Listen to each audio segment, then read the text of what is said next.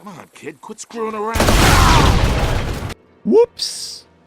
When revisiting a game all the way back from 2009, it's important to remember that it's not going to be perfect by today's standards. And Uncharted 2 is no exception. This series has been on my list for a while, but due to me being an Xbox guy, I didn't get around to playing Uncharted 2 until 16 years after it released. Believe it or not, this game's old enough to drive now.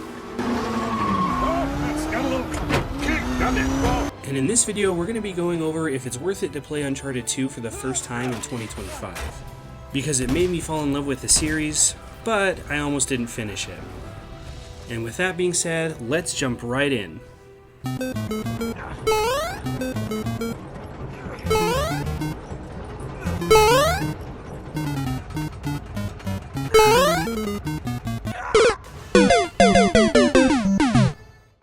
Now, a few months ago, I played the first Uncharted for the first time and thought it was a lot of fun. And I was pretty surprised at how well it still holds up. But some of the aspects of the game were a bit on the frustrating side. You know, things like the limited number of guns, or the fact that after every gunfight you had to spend a good amount of time picking up ammo. And then there were all the mishaps when you were climbing around. Now, when I first started playing Uncharted 2, I was hoping that it would continue to do the things that the first one did well, while improving upon the things that it didn't do so well. You know, basic sequel things. I was hoping it would be a sequel to the caliber of The Empire Strikes Back, The Dark Knight, and Sharknado 2, of course. Ooh, busted. But that's exactly what happened, for the most part. They added more guns, like the FAL, and just look at the scope on this thing. It's basically the Hubble telescope. You could probably see the pores on your enemies' faces. But in addition to the FAL, they also added this nice grenade launcher that packs as much of a punch as these tanks. Hey Hank, look, propane! I also found myself not running out of ammo as often, unless you ran into one of these dang riot shielders. I mean, how many times do you have to hit these guys? But when you do finally take them out, it's really nice being on the other side of it. Well, well, well. How the turntables... Now, the story itself starts with you seeing Drake seated on a nice leather seat. But oh my gosh, he's hurt. That's my blood. 'Tis but a scratch. And the very first thing that you do is climb your way off of the train, and it's a good way to foreshadow the sheer amount of climbing that you're going to have to do throughout the game. Probably twice as much as you did in the first one. Now, the climbing mechanics didn't really change much, and so you can still maneuver pretty quickly, but mishaps still happen.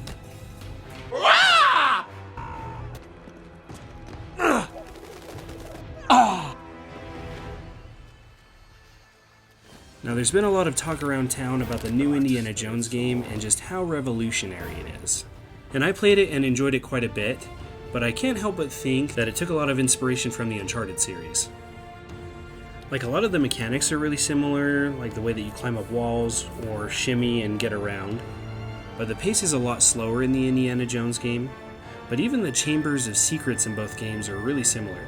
But the main difference between the two is that in Indiana Jones, there's a lot more of an emphasis on stealth and avoiding gunfights, whereas Uncharted 2, on the other hand, you're going in guns a-blazing a lot. I mean, it's possible to be stealthy, but that's not the focus of the game. And that includes the vehicle levels. But thank goodness there's no jet ski level.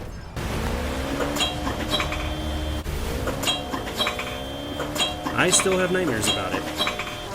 Now, there were a few things in this game that absolutely drove me up the wall. Like, sometimes it's not very clear where you're supposed to go, and I get that a big part of this game is running around and exploring, but it can lead to moments like this. Apparently Drake can't swim. But at least there are hints that will help you if you get stuck. In spite of the improvements that were made this game, moving around still felt a little awkward. One of the main reasons behind that is that you don't have a button, or you can't click down on the joystick to sprint. And at times, especially during combat situations, it felt like you were moving around in quicksand. But the absolute biggest complaint that I have is that the movement is at its worst when you're trying to move between cover. Believe it or not, these clips right here are actually of me trying to move forward instead of just in between these pillars. It's just a whole lot of back and forth. Snip, snap, snip, snap, snip, snap! It really just feels like every piece of cover is like a sponge, where as soon as you even think about hitting the cover button, it just sucks you in like a sponge in the worst possible way. And it can lead to you getting burned or shot. Now, a simple solution would be to have a use cover indicator where it shows exactly where you're going to be taking cover, like in games like Splinter Cell, and it makes it feel like you're a lot more in control. And while you're at it, it would be nice if they added a human shield mechanic as well. Because another big problem is that there's no way to escape a fist fight. The only option is just to beat the guy up, and hopefully you can do it before you get popped full of lead. Not only will you get shot at whilst fighting, but you'll also get grenades thrown at you, and there's just no way to escape. The only way to combat grenades is just to hightail it out of there. So it'd be nice if you could just throw those bad boys back. Now, these issues may not seem very significant at first, but about halfway through the campaign, the difficulty just ramps up a ton. And I didn't even want to get too crazy, so I just did it on normal difficulty. And right as you get to about an hour and a half from the end of the story, they just throw everything in the kitchen sink at you. And to top it all off, you're fighting alongside Alina, and she doesn't do jack. And this is the part where it was most noticeable that it's just so hard to maneuver between cover, and that is if you can even make it past the first 30 seconds without getting blown up. It was pretty frustrating getting all these rockets shot at you, riot shielders charging after you, and a wave of seemingly endless enemies. So after being stuck here for a while, I realized that I had to improvise, adapt, and overcome. The only thing I can do is to drink my own pee.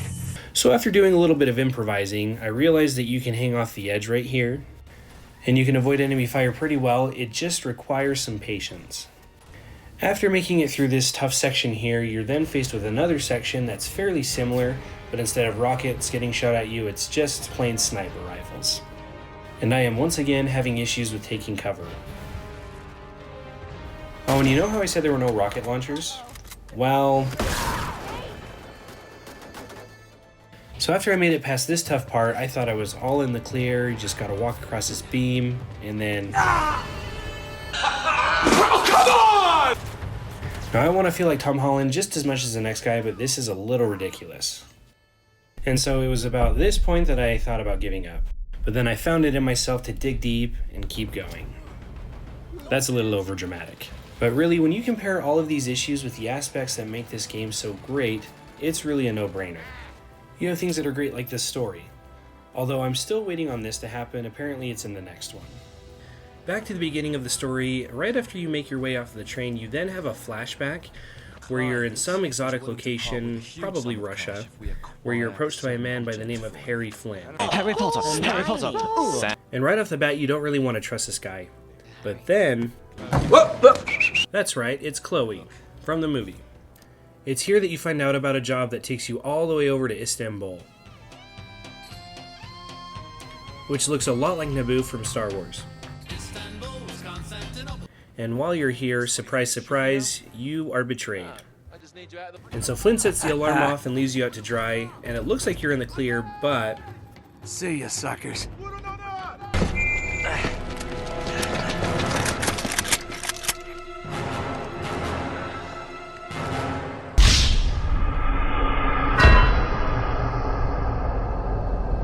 Now, on a separate note, one of the things I love the most about this game is its stunning locations. Even 16 years after its initial release, this game still looks incredible, and I think it still could hold its own against pretty much any game out there. Now, one of the biggest appeals to action-adventure games is that you get to see different places around the world, and you keep on getting blown away throughout the story with just how beautiful everything is. But in this game, most of the time is spent in Nepal. In Nepal. Nice, quiet Nepal. But you also end up high in the Himalayas as well. Now, not only are the locations great, but also the characters are really likable as well.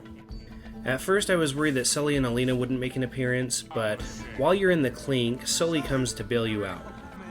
Unfortunately, Sully isn't in the game very much, but when he is, it's usually memorable. All right. First one set. Don't touch the button. This one? Could have used some help down here. Yeah, you were doing fine. Yeah. Here's another one for you. Sully! I'm sweating like a hooker in church. You brought a hooker to church? Why not? Later on in the story, after Sully leaves, you run into this guy, and it turns out that Alina has gotten herself a new cameraman. Hey, don't you... And his name is Jeff. My name is Jeff. Nate? Doing here. Jeff, don't! So at this point, you have Alina and Chloe together, and things are a little tense. Which leads us to the million-dollar question, are you Team Alina or Team Chloe? Alright, and I can't forget to mention this guy. He's Zoran, he's flying, he's Zoran Lazarevich. So basically, the main part of the story is that you're trying to get to Marco Polo's treasure before Zoran does. And for a majority of the story, Chloe's playing the double agent. And so at times you're following closely behind Zoran, and then at other times he's following you. Get this woman in the WNBA. Look at that. Now, surprise, surprise, one of the best parts of this game is Drake. How can you not like the guy? The game is full of moments that make you just love him more and more. Such as... This straight.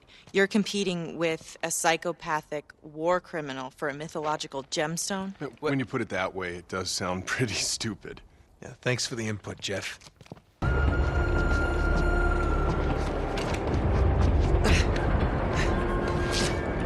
This is mine, jerkweed.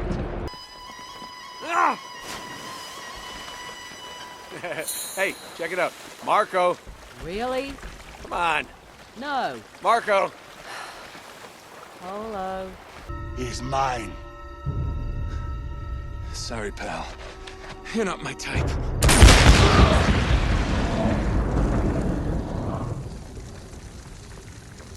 But you also feel bad for him because things go wrong pretty much at every turn.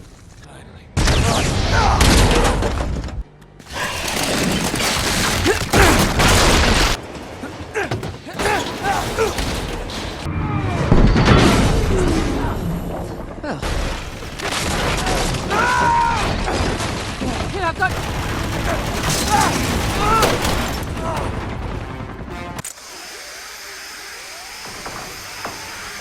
No, crap! Oh!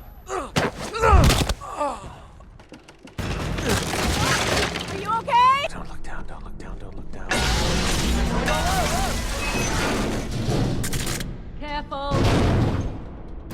Anyway, you get the idea. That's because of Drake, the great characters, the awesome story, and the great gameplay in spite of its imperfections that made me absolutely love this series, and I am for sure going to be playing Uncharted 3 and 4. I just hope that in the next ones, they improve those pesky parts of the gameplay. But we will see. Thank you so much for watching, and have a great day. The only thing I can do is to drink my own pee.